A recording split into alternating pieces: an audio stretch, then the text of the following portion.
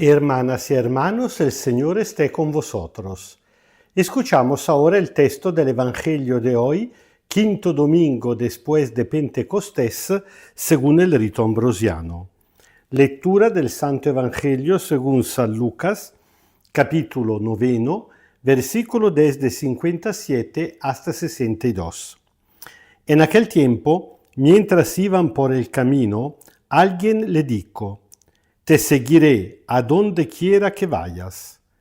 Jesús le respondió: «Los zorros tienen madrigueras y los pájaros del cielo tienen nidos, pero el Hijo del Hombre no tiene donde recostar la cabeza».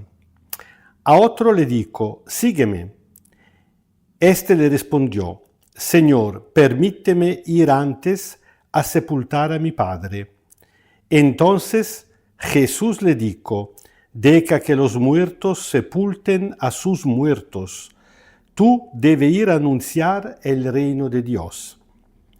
Otro le dijo: «Te seguiré, Señor, pero permíteme que vaya antes a despedirme de los de mi casa». Y Jesús les dijo: «Los que ponen la mano en el arado y miran hacia atrás no sirven para el reino de Dios». Palabra del Señor. Son palabras muy duras que escuchamos en este quinto domingo después de Pentecostés, cuando en general podríamos decir que el tema de este domingo es el camino.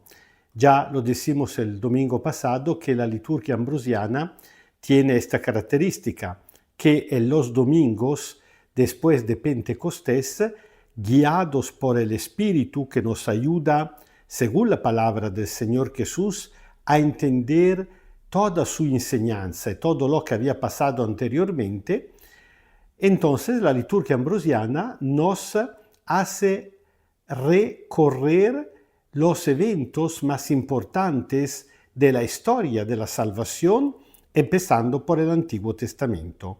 Así que hoy el protagonista en la primera lectura, siendo que es precisamente la primera lectura que está dando el hilo rojo que liga los domingos, es Abraham, con su vocación. Y el tema es precisamente el tema del camino. En la primera lectura escuchamos la vocación de Abraham, Dios que invita al padre Abraham a dejar su tierra, a dejar su clan familiar para ponerse en camino y para ir a una tierra que todavía no conoce. Así que, digamos, el tema es el camino, pero no un camino cualquiera. Uno puede ponerse en camino por muchas cosas, incluso bonita como el turismo, pero que no tiene nada que ver con el reino de Dios. En cambio, si ya en el Antiguo Testamento Dios invitaba a unas personas a ponerse en camino para cumplir su proyecto sobre ellos y sobre primero el pueblo de Israel y por medio de él a toda la humanidad. Ahora en el Nuevo Testamento el tema de camino se concretiza como un camino con Jesús y atrás de Jesús. Por eso no puede ser un camino cualquiera. Y Jesús pone condiciones, digamos, muy rígidas.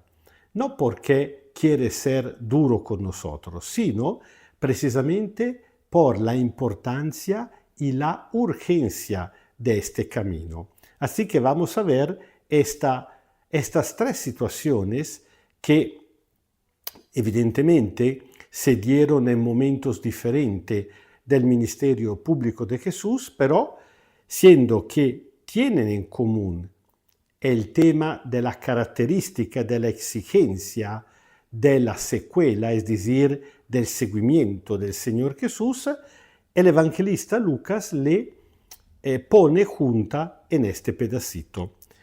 Primer caso, el caso de un hombre demasiado ingenuo y con mucho entusiasmo. Y a veces las cosas cuando se unen son muy peligrosas. El primero es tan focoso en su entusiasmo que ni siquiera deja a Jesús el tiempo de llamarlo, no. Él mismo se propone, diciendo, te seguiré a donde quiera tú vayas. Y Jesús le responde con esta pequeña parábola, diciéndole que los zorros tienen madriguera, las aves del cielo, el nido, pero el Hijo del Hombre, sabemos que Jesús, cuando dice Hijo del Hombre, está hablando de sí mismo, no tiene dónde poner la cabeza.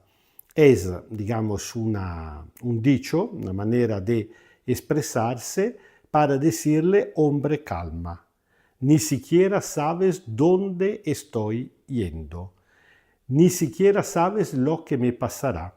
Recordamos, por ejemplo, cuando a los dos hermanos apóstoles, Santiago y Juan, le pidieron a Jesús de sentarse en el día de su gloria a su lado, uno a la derecha y el otro a la izquierda, y Jesús de manera muy directa le respondió, ustedes ni siquiera saben lo que están pidiendo. Jesús tendrá el comienzo de su gloria precisamente en la cruz. Aquí, de manera un poquito más suave, pero el concepto es lo mismo. Jesús le dice que Él no puede darle garantía de una vida cómoda, porque eso es el problema. Muchas veces la gente busca a Dios cuando le hace falta algo, como casi que fuera un seguro social sobre la vida. Y Jesús, que es muy sincero y quiere que nosotros lo seguimos, no porque esperamos ilusionado en a saber qué, sino consciente de lo que significa seguirlo, lo para. No le está diciendo que no, le está diciendo que tiene que ponderar bien su decisión de seguirlo o no. El segundo caso y el tercero parecen acumulado en la respuesta. ¿Por qué? Porque aquí sí, evidentemente, el primer paso lo hizo el Señor Jesús. Fue Jesús que los invitó a seguirlo. En el primer caso lo dice de manera directa, sígueme. Y él le respondió, Señor, permíteme ir antes a sepultar mi padre. Y Jesús le da una respuesta que para nosotros es desconcertante. Deja que los muertos sepulten a sus muertos. Esto puede ser que era un refrán que Jesús está repitiendo precisamente porque era un refrán conocido y por la forma directa. Tú debes ir a anunciar el reino de Dios. Primariamente, nosotros no sabemos la situación concreta de este hombre. Es decir, no sabemos si permíteme primero sepultar a mi padre significa tengo un padre viejito, déjame en la casa con él hasta cuando viva y cuando habrá muerto lo habré sepultado, entonces te seguiré.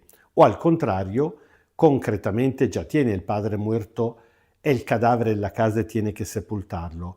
¿Por qué Jesús reacciona y responde de esta manera tan sorprendente y tan dura? Porque quiere dar a entender que con su venida todo cambió. En el Antiguo Testamento, el cuarto mandamiento del Decálogo decía honra a tu padre y a tu madre, que no quería decir simplemente decirle sí señor, significaba tomarse cura de ellos en su vejez. Y sobre todo era sabido, conocido por todo el mundo, que una de las formas de culto más agradecida a Dios y obligatoria era sepultar a los muertos. Ahora Jesús parece que está exigiendo todo lo contrario. ¿Por qué lo hace? Precisamente para decir que con su venida ya nada es como antes, todo ha cambiado.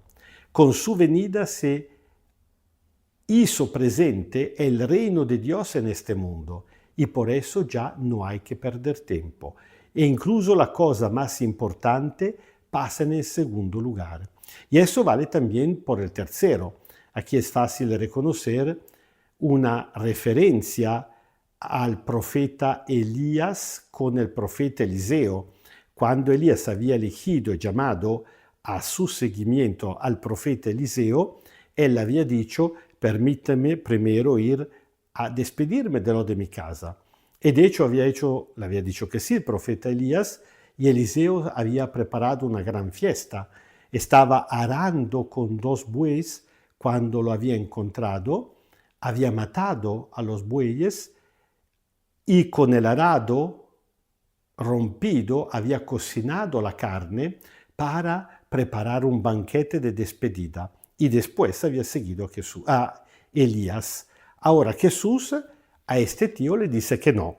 Otra vez, ¿qué significa? Significa que Jesús es más duro que el profeta Elías, que había sido el más duro, incluso el más intolerante de todos los profetas del Antiguo Testamento. Evidentemente no. Pero una vez más, quiere decir que el reino de Dios conlleva una urgencia en el anuncio, porque todo el mundo necesita de escuchar esta buena noticia del reino de Dios, que es la noticia de la paternidad de un Dios que nos ama, que nos perdona, que nos salva gratis, que cualquier otra cosa, por cuanto sacrosanta, como las relaciones familiares y amigales, tienen que pasar en segundo nivel. El Señor esté con vosotros.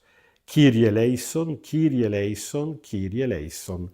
Os bendiga Dios Todopoderoso, Padre, Hijo y Espíritu Santo. Amén. 2 cosas son ciertas. La primera, que nosotros también ya estamos de camino atrás del Señor Jesús, ya desde el momento de nuestro bautismo, pero también que a solas nunca lograríamos cumplir con esta exigencia tan dura si el Espíritu Santo no nos ayudaría infundiéndonos la fuerza necesaria. Por eso en este quinto domingo, de manera especial, pedimos el don del Espíritu Santo que nos ayude a ser auténticos discípulos, que significa seguidores del Señor Jesús.